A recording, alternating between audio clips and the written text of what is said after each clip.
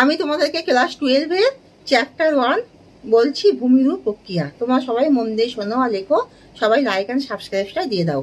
প্রথমে আমি তোমাদেরকে ভৌমজল বলছি, অর্থাৎ ভূপৃষ্ঠের উপর দিয়ে প্রবাহিত যে বৃষ্টির জল বা বরফ গলা জল বা সামুদ্রিক লবণাক্ত জল যখন শিলাস্তরের মধ্য দিয়ে যখন সেটা ভূগর্ভে প্রবেশ করে তখনই তাকে ভৌমজল বলা হয়।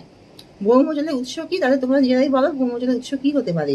ভৌমজলের উৎস হলো নদীর জল, অর্থাৎ নদীর স্বাদু জল, মিষ্টি জল, বৃষ্টির জল, বরফ গলা জল এবং সামুদ্রিক লবণাক্ত জল। এর থেকে ভৌমজলের এটাই হলো উৎস।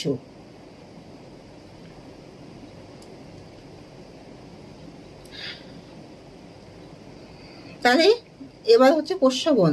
প্রস্রবণ হলো যখন কোনো ভূপৃষ্ঠের যখন কোনো নির্দিষ্ট স্থান থেকে যখন ভূগর্ভে জল মানে ভূপৃষ্ঠে এসে পৌঁছায় তখন তাকে প্রস্রবণ বলা হয়। প্রস্রবণকে দুভাগে ভাগ করা যায়, যেমন অবিরাম প্রস্রবণ আর সবিরাম প্রস্রবণ।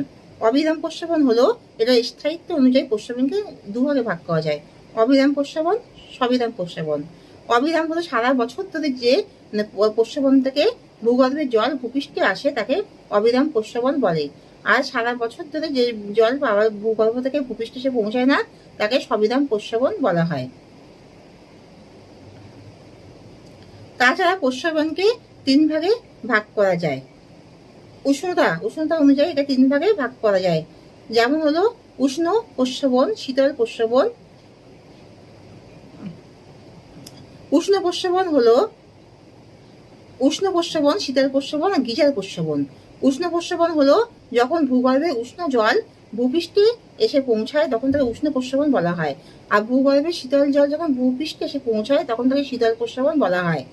আর গিজার প্রস্রবণ হলো ভূগর্ভে উষ্ণ জল এবং বাষ্প যখন প্রচন্ড বেগে উপরের দিকে প্রবাহিত হয় তখন তাকে গিজার বলা হয়।